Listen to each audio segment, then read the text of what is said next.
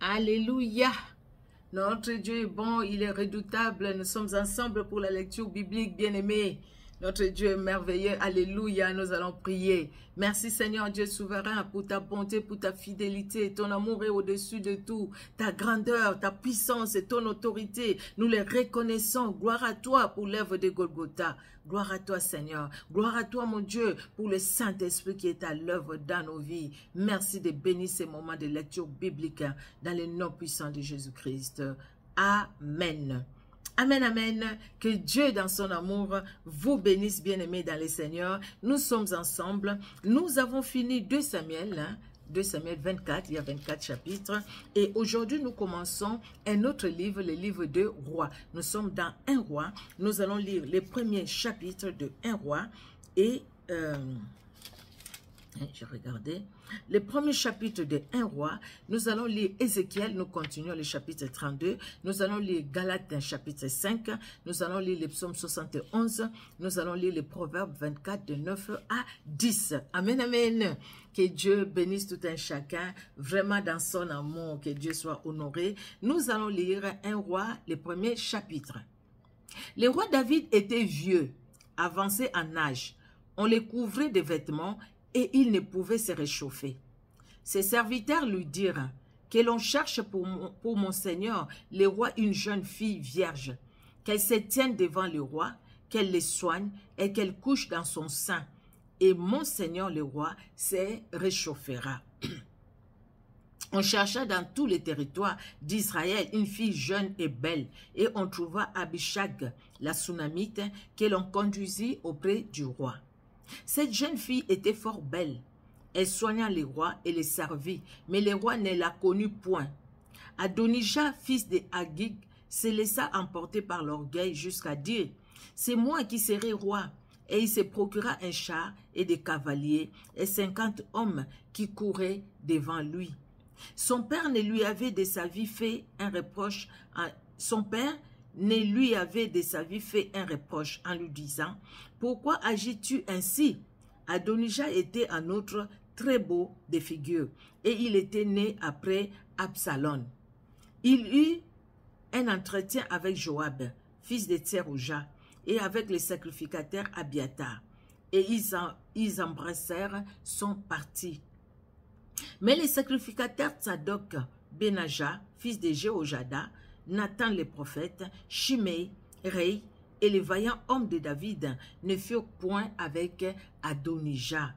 Adonijah tua des brebis, de bœufs et de veaux gras près de la pierre des eaux et Leth, qui est à côté d'An Rogel. Et il invita tous ses frères, fils du roi, fils du roi, et tous les hommes de Juda au service du roi. Mais il n'invita point Nathan le prophète, ni Benaja, ni les vaillants hommes, ni Salomon, son frère. Alors Nathan dit à Bathsheba, mère de Salomon, « N'as-tu pas appris qu'Adonijah, fils de Haggith, est devenu roi sans que notre Seigneur David le sache? Viens donc maintenant, je te donnerai un conseil, afin que tu sauves ta vie et la vie de ton fils Salomon. Va, entre chez le roi David et dis-lui, ô roi, mon Seigneur, n'as-tu pas juré à ta servante en disant, Salomon ton fils régnera après moi et il s'assiera sur mon trône? Pourquoi donc Adonijah règne-t-il? Et voici, pendant que tu parleras là avec le roi, j'entrerai moi-même après toi et je compléterai tes paroles. » Bathsheba s'est rendue dans la chambre du roi. Il était très vieux et Abishag, la Sunamite, les servait. Bathsheba s'inclina et se prosterna devant le roi, et le roi dit, « Qu'as-tu » Elle lui répondit, « Mon Seigneur, tu as juré à ta servante par l'Éternel ton Dieu en disant, Salomon ton fils régnera après moi, et il s'assiera sur mon trône. Et maintenant, voici Adonijah règne, et tu ne le sais pas, ô roi mon Seigneur, il a tué des bœufs, de veaux gras et de brebis en quantité. Et il a invité tous les fils du roi, les sacrificateurs Abiatar et Joab, chef de l'armée. Mais il n'a point invité Salomon, ton serviteur. Ô roi, mon Seigneur, tout Israël a les yeux sur toi pour que tu lui fasses connaître qui s'assiera sur le trône du roi, mon Seigneur, après lui.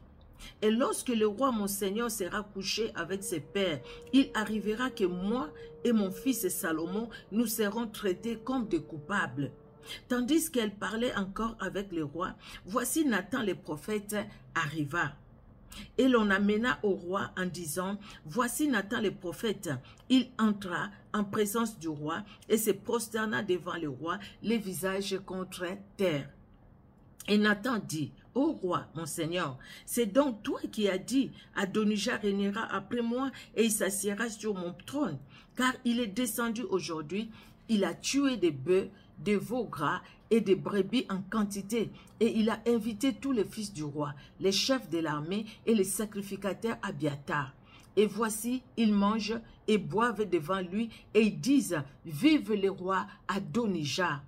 Mais il n'a invité ni moi, qui suis ton serviteur, ni les sacrificateurs Tsadok, ni Benaja, fils de Jéhojada, ni Salomon, ton serviteur. Et c'est bien par ordre de mon Seigneur le roi que cette chose a eu lieu, et sans que tu aies fait connaître à ton serviteur qui doit s'asseoir sur le trône du roi, mon Seigneur, après lui. Le roi David répondit, appelez-moi Bathsheba. Elle entra et se présenta devant le roi. Et le roi jura et dit, l'Éternel qui m'a délivré de toutes les détresses est vivant. Ainsi que je te l'ai juré par l'Éternel, le Dieu d'Israël, en disant, Salomon ton fils régnera après moi, et il s'assiera sur mon trône, à ma place. Ainsi ferai-je aujourd'hui. Bathsheba s'inclina le visage contre terre et se prosterna devant le roi. Et elle dit, vive à jamais mon Seigneur, le roi David. Le roi David dit, appelez-moi les sacrificateurs Tsadok, Nathan le prophète et Benaja, fils de Jéhojada. Ils entrèrent en présence du roi. Et le roi leur dit, prenez avec vous les serviteurs de votre maître, faites monter Salomon mon fils sur ma mule et faites-les descendre à Gio. Là, les sacrificateurs Tsadok et Nathan le prophète louendra pour roi sur Israël. Vous sonnerez de la trompette et vous direz, vive le roi Salomon. Vous monterez après lui, il viendra s'asseoir sur mon trône et il régnera à ma place. C'est lui qui, par mon ordre, sera chef d'Israël et de Juda. Benaja, fils de Jéhojada, répondit au roi, Amen. Ainsi disent l'Éternel, les dieux de mon Seigneur, les rois. Que l'Éternel soit avec Salomon, comme il a été avec mon Seigneur le roi, et qu'il élève son trône au-dessus du trône de mon Seigneur le roi David. Alors les sacrificateurs Tsadok descendit avec Nathan le prophète. Benaja, fils de Jéhojada, les Kérétiens et les Pélétiens, ils firent monter Salomon sur les mules du roi David, et ils les menèrent à Gio. Les sacrificateurs Tsadok prirent la corne d'huile dans la tente et il oignit Salomon. On sonna de la trompette et tout le peuple dit, vive le roi Salomon. Tout le peuple monta après lui et le peuple jouait de la flûte et se livrait à une grande joie. La terre s'ébranla par leurs cris. Ce bruit fut entendu d'Adonijah et de tous les conviés qui étaient avec lui. Au moment où il finissait de manger, Joab, entendant le son de la trompette, dit, « Pourquoi ce bruit de la ville en tumulte ?» Il parlait encore lorsque Jonathan, fils du sacrificateur Abiatar, arriva. Et Adonijah dit, « Approche, car tu es un vaillant homme, et tu apportes de bonnes nouvelles. » Oui, répondit Jonathan à Adonijah, « Notre Seigneur le roi David a fait Salomon roi. Il a envoyé avec lui les sacrificateurs Tsadok, Nathan le prophète, Benaja, fils de Jéhojada, les Kérétiens et les Pélétiens, et ils l'ont fait monter sur la mule du roi. Les sacrificateurs Tsadok et Nathan le prophète l'ont oint pour roi à Gio, Dès là, ils sont remontés en se livrant à la joie et la ville a été émue. C'est là les bruits que vous avez entendus. Salomon s'est même assis sur le trône royal.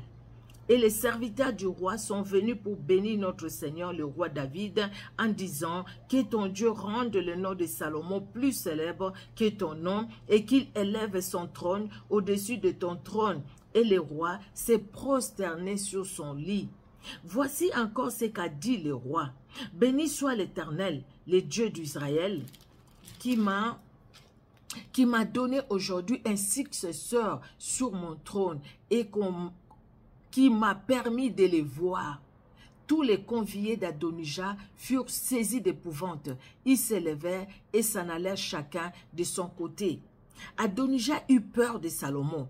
Il s'éleva aussi, s'en alla et saisit les cornes de l'autel.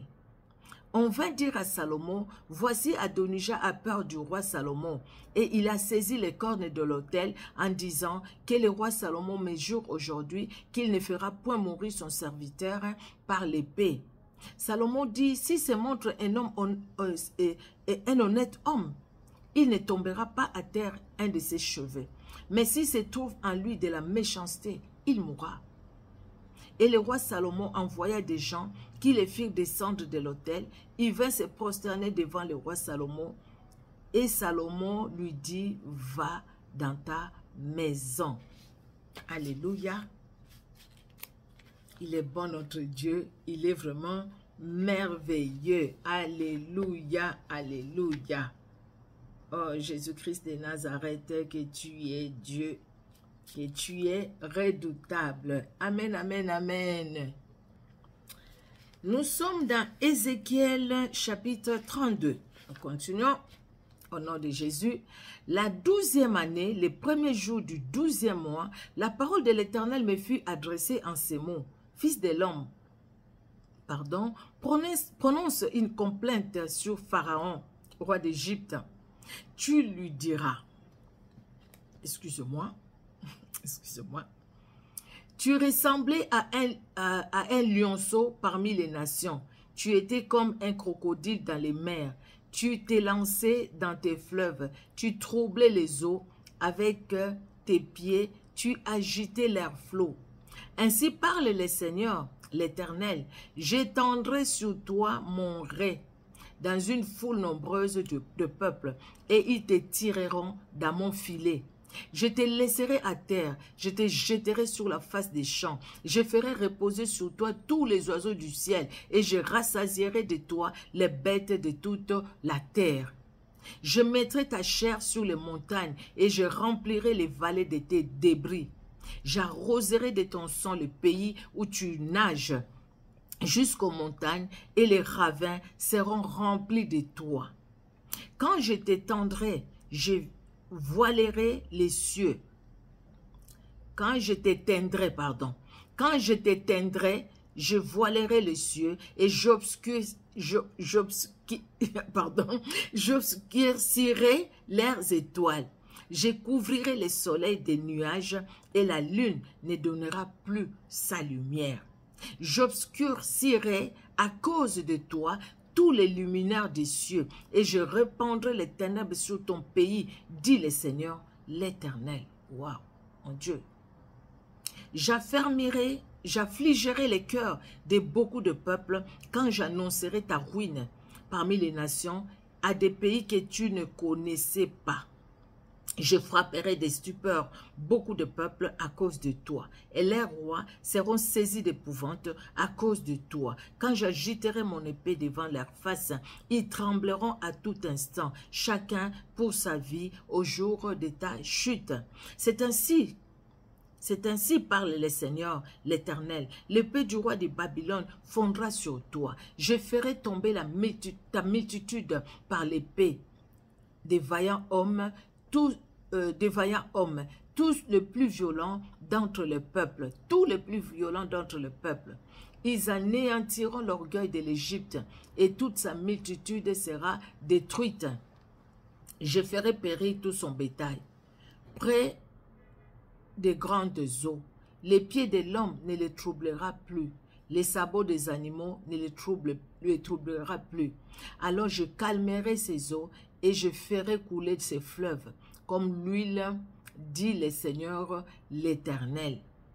Quand je ferai du pays d'Égypte une solitude et que le pays sera dépouillé de tout ce qu'il contient, quand je frapperai tous ceux qui l'habitent, ils sauront que je suis l'Éternel. C'est là une complainte et on la dira. Les filles des nations diront cette complainte. Elles la prononceront sur l'Égypte et sur toute sa multitude, dit le Seigneur l'Éternel. La 12e année, le 15e jour du mois, la parole de l'Éternel me fut adressée en ces mots. Fils de l'homme, lamente-toi sur la multitude d'Égypte et précipite-la, elle et les filles des nations puissantes, dans les profondeurs de la terre, avec ceux qui descendent dans la fosse. Qui surpasses-tu en beauté? Descends et couche-toi avec les incirconcis. Ils tomberont au milieu de ceux qui sont morts par l'épée. Les glaives est donné. Entraînez l'Égypte et toute sa multitude. Les puissants héros lui adresseront la parole au sein du séjour des morts, avec ceux qui étaient ses soutiens. Ils sont descendus, ils sont couchés, les incirconcis, tués par l'épée. Là est l'Assyrien, avec toute sa multitude, et ses sépulcres sont autour de lui. Tous sont morts, sont tombés par l'épée. Ses sépulcres sont dans les profondeurs de la fosse, et sa multitude est autour de son sépulcre. Tous sont morts, sont tombés par l'épée, et qui répandaient la terreur dans les pays des vivants. Là est Élam dans toute sa multitude. Autour est son sépulcre. Tous sont morts, sont tombés par l'épée. Ils sont descendus, incirconcis dans la profondeur de la terre, et qui répandaient la terreur dans les pays des vivants. Et ils ont porté leur ignominie vers ceux qui descendent dans la fosse. Ils semaient la terreur, mais Dieu les a anéantis. Je suis en train de surligner. Ils semaient la terreur, mais Dieu les a anéantis. C'est Jésus-Christ qui est le maître des temps et des circonstances. Tout lui appartient. Ne résiste pas dans ta méchanceté. Aujourd'hui, tu te crois être fort, dominer sur les autres. Mais le temps viendra où Dieu va te rabaisser comme il a rabaissé Israël. Le temps viendra où Dieu te mettra par terre, comme il a mis par terre, et pardon, comme il a rabaissé l'Égypte. Pardon, excusez-moi, on parle de l'Égypte ici. Il te mettra par terre, comme il a mis par terre l'Égypte. L'Égypte qui se croyait fort. L'Égypte qui se disait, bah, écoutez, c'est moi.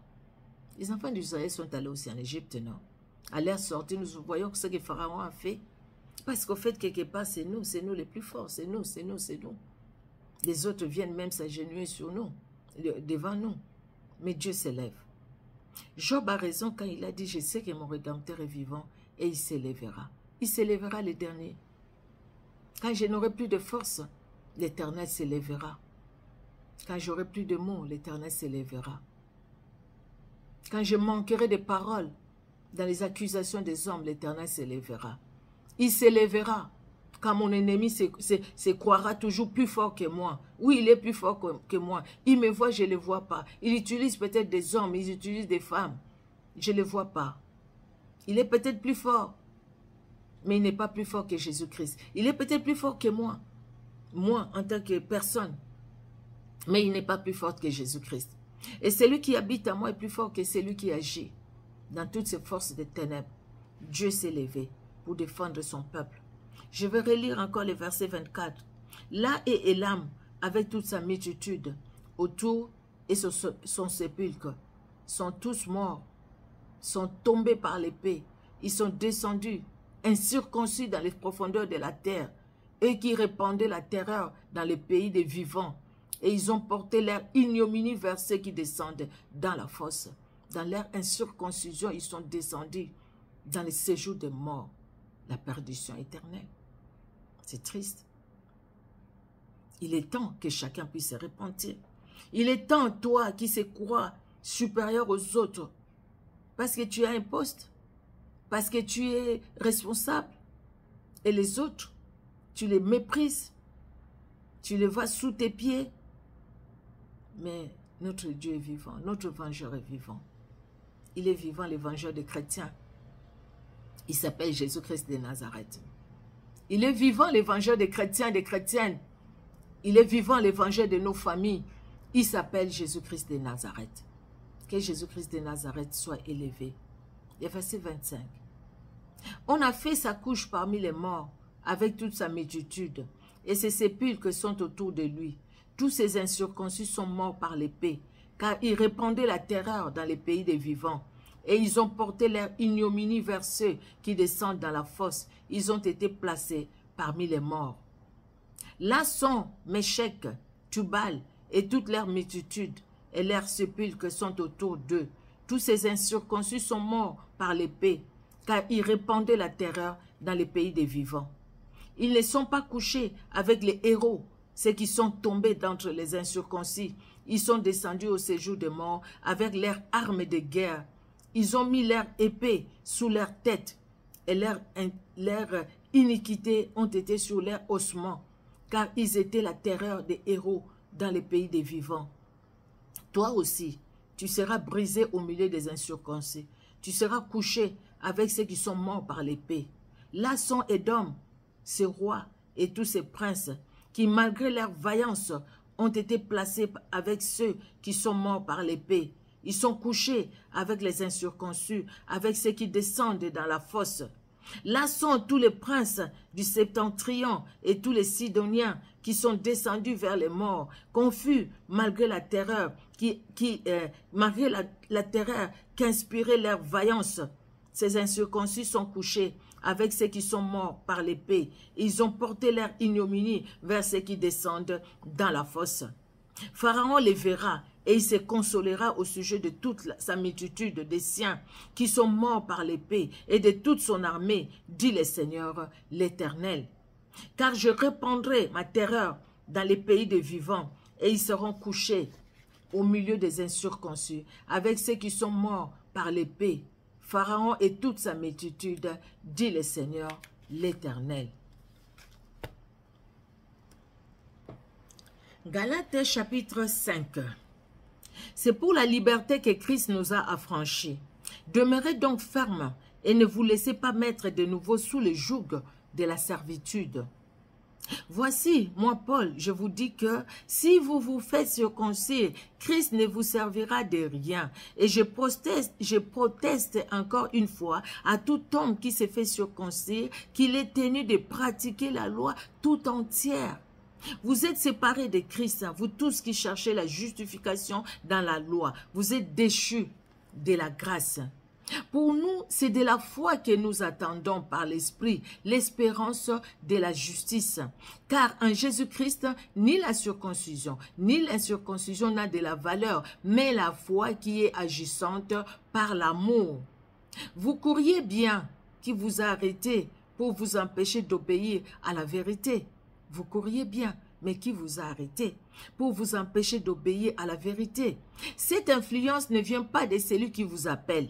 Un peu de levain fait lever toute la pâte. J'ai cette confiance en vous, dans le Seigneur, que vous ne penserez pas autrement. Mais celui qui vous trouble, quel que soit, en portera la peine. Pour moi, frère, si je prêche encore la circoncision, pourquoi suis-je encore persécuté? Le scandale de la croix a donc disparu. Puisse-t-il être retranché ceux qui mettent le trouble parmi vous? Frères, vous avez été appelés à la liberté. Seulement ne faites pas de cette liberté un prétexte de vivre selon la chair, mais rendez-vous par l'amour serviteurs les uns les autres. Ne faites pas un prétexte de vivre selon la chair. Car toute la loi est accomplie dans une seule parole, celle-ci. Tu aimeras ton prochain comme toi-même. Mais si vous vous mordez et vous dévorez les uns les autres, prenez garde que vous ne soyez détruits les uns par les autres. Je dis donc, marchez selon l'esprit et vous n'accomplirez pas les désirs de la chair. Car la chair a des désirs contraires à ceux de l'esprit et l'esprit en a des contraires à ceux de la chair. Ils sont opposés entre eux, afin que vous ne fassiez point ce que vous voudriez. Si vous êtes conduit par l'esprit, vous n'êtes point sous la loi. Or, les œuvres de la chair sont manifestes. Ce sont l'impudicité, l'impureté, la dissolution, l'idolâtrie. Pardon. Or, je reprends le verset 19. Or, les œuvres de la chair sont manifestes.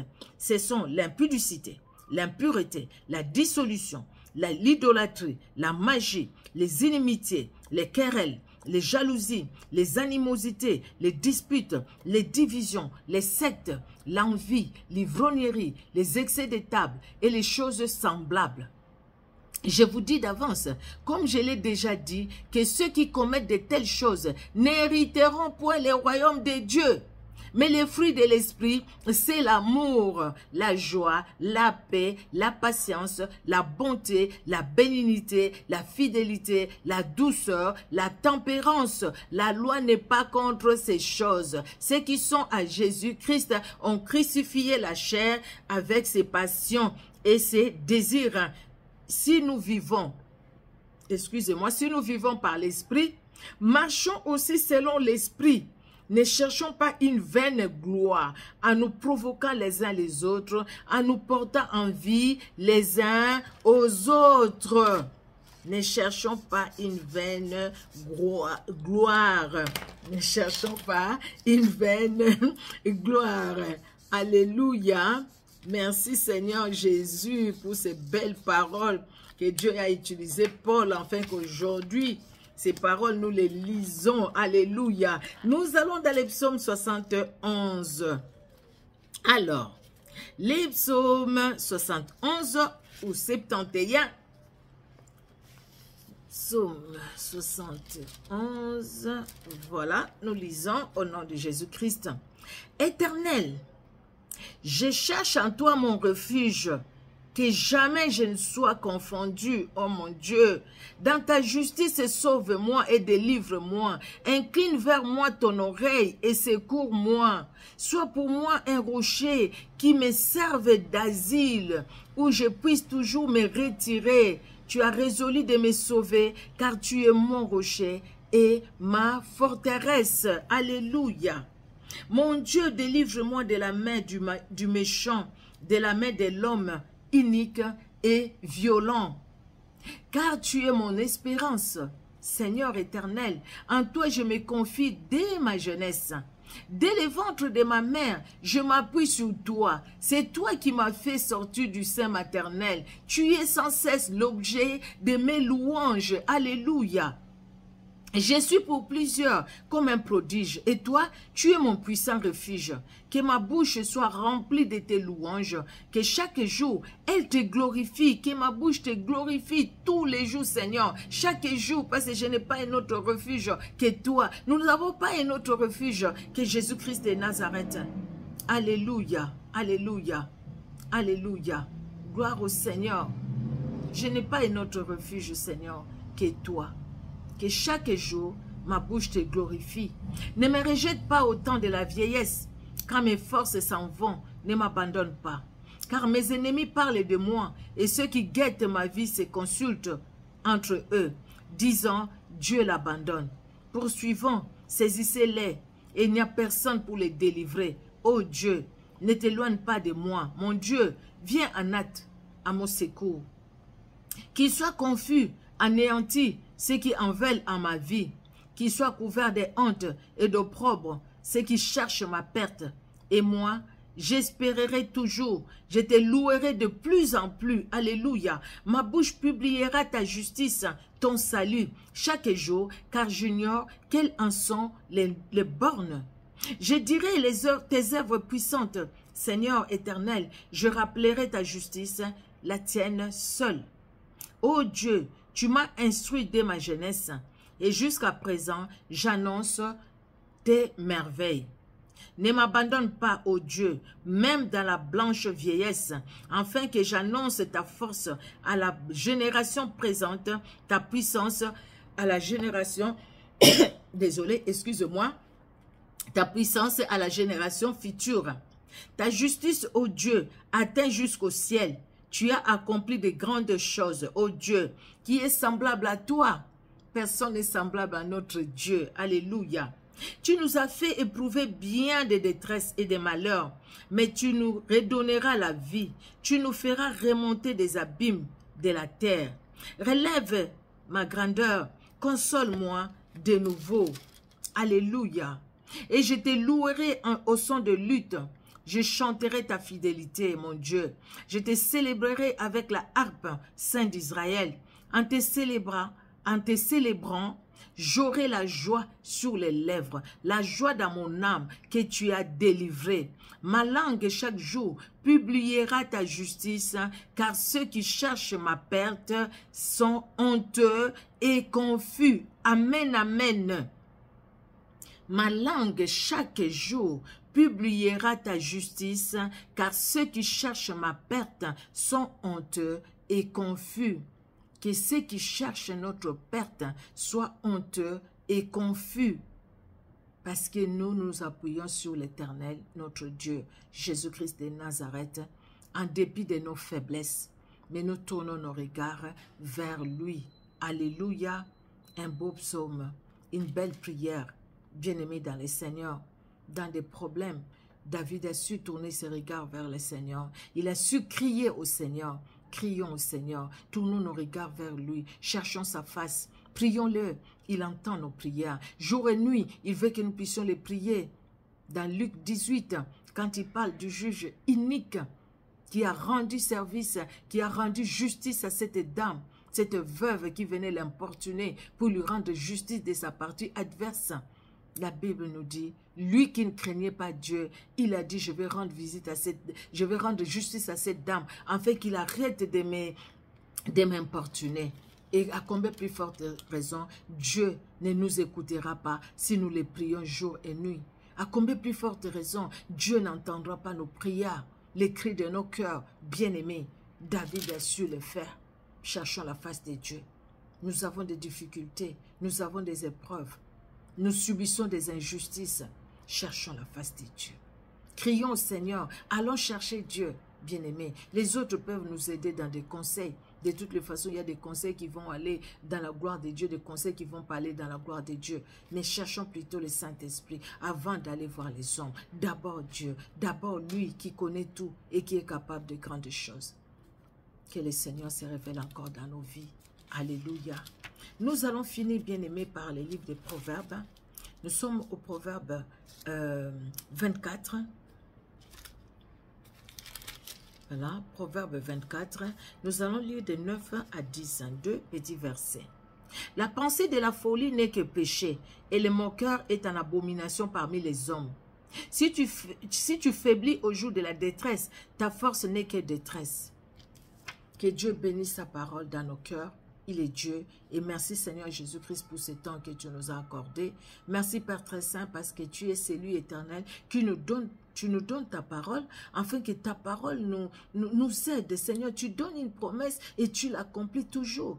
David, par toi, éternel, parce que c'était dans ta volonté que ça soit Salomon, même si Adonijah s'est proclamé, éternel Dieu de gloire. Mais David a honoré la promesse qu'il t'a fait. Et toi, Seigneur, tu as honoré aussi David parce que tu lui avais dit que c'était son fils qui allait succéder sur son trône. Et c'était Salomon, à qui tu as donné beaucoup de sagesse. Éternel Dieu de gloire, merci. Merci Père, dans les difficultés, nous voyons toujours David, éternel, par ses écrits. Si aujourd'hui nous sommes en contact de ces écrits, et c'est parce que tu nous apprends par le Saint-Esprit, afin que nous puissions tourner toujours nos regards vers toi. Jésus-Christ voit ce qui se passe dans nos milieux professionnels, éternel Dieu de gloire, des fois aussi peut-être dans nos familles, Jésus-Christ de Nazareth, dans nos églises, ô Dieu puissant, fortifie-nous, soutiens-nous.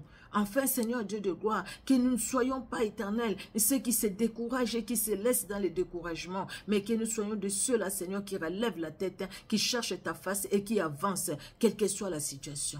Tu es Dieu, tu es redoutable. À toi l'honneur, à toi la gloire, dans le nom puissant de Jésus-Christ que nous avons prié. Amen. Amen, amen. Que Dieu vous bénisse, bien-aimés dans le Seigneur. Soyez bénis, vous qui nous suivez sur Facebook. Soyez bénis, vous qui nous suivez sur YouTube.